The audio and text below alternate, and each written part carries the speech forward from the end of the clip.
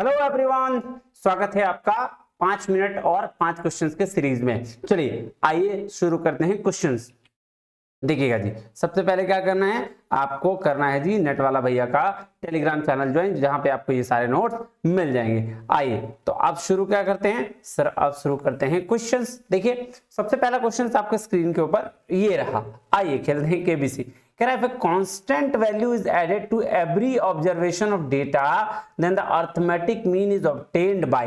ठीक है, तो भाई साहब एक बात बताइए, जब कोई भी वैल्यू में, ठीक है, कोई भी ऑब्जर्वेशन दिया गया, मान लो 2, 3 और 4, ठीक है, इसमें इसका मीन कितना निकल जाएगा बताओ तो? 2, 3, 5 और 4, 9, 9 का 9/3 यानी कि 3 आ जाएगा मीन।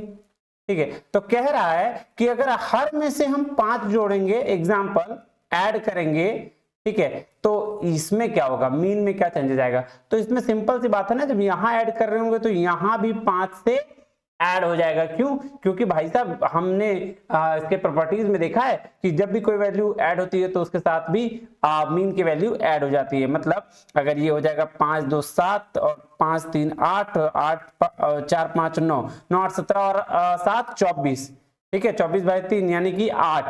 और ये भी देख लो, 3 में से 5 अगर जोड़ दिए तो आ जाएगा क्या? 8। दोनों की वैल्यू बराबर आ जाएगी ना जी सर। तो इसीलिए आंसर क्या हो जाएगा? Adding the constant. अगर आप कोई भी ऑब्जर्वेशंस लेते हैं, ये ऑब्जर्वेशन है, उसमें से अगर कोई वैल्यू ऐड करते हैं तो आपको मीन की वैल्यू में भी ऐड उतने ही नंबर से कर देना चाहिए। तो आंसर इज सेकंड।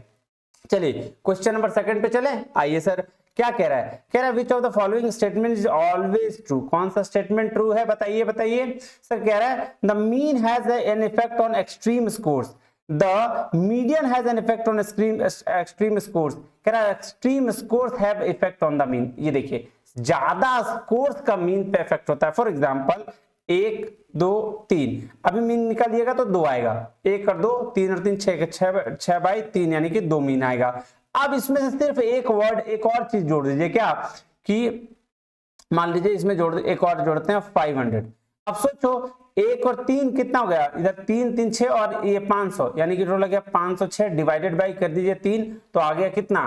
6, 5, 11 यानी कि ऑलमोस्ट 16, 167 के आसपास आएगा।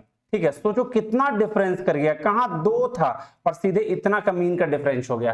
तो वही कह रहा है कि एक्सट्रीम स्कोर जो है वो इफेक्ट करेगा मीन पे। तो ये देखिए एक्सट्रीम स्कोर था और वो किस पे इफेक्ट किया? मीन पे इफेक्ट किया। चलिए तो आंसर इज थर्ड। उसके बाद क्या कह रहा है? कह रहा है the mean of the 10 numbers is 58।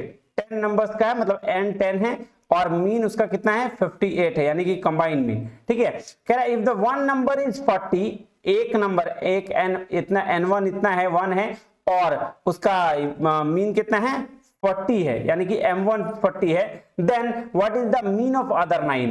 Other 9, n2 कितना है? 9, और इसका पूछा है m2 का कितना। तो इसका सिंपल कंबाइंड मीन का एक फार्मूला होता है, n1 mean 1 plus n2 mean 2 divided by n1 plus n2। Combined mean 58 है, n1 कितना है? n1 भाई साहब एक ही है, इनटू मीन 1 कितना है? मीन 1 है 40, प्लस कर लीजिए n2 9 है, मीन 2 पता नहीं है, ठीक है ना, मीन 2 पता नहीं है, और ये है 10। अब इसको कैलकुलेट, ये सॉल्व कर दीजिए, ये 10 इधर चल जाएगा तो 580 इक्वल टू 40 प्लस 9 मीन 2। अब ये इधर माइनस कर दीजिए, यानी कि हो जाएगा 540 9 मीन 2, फिर आ जाएगा mean 2 equal to 540 divided by 9 यानी कि 60। बात समझ में आ रही है? ठीक है, ये देखिए आंसर क्या हो जाएगा? 60।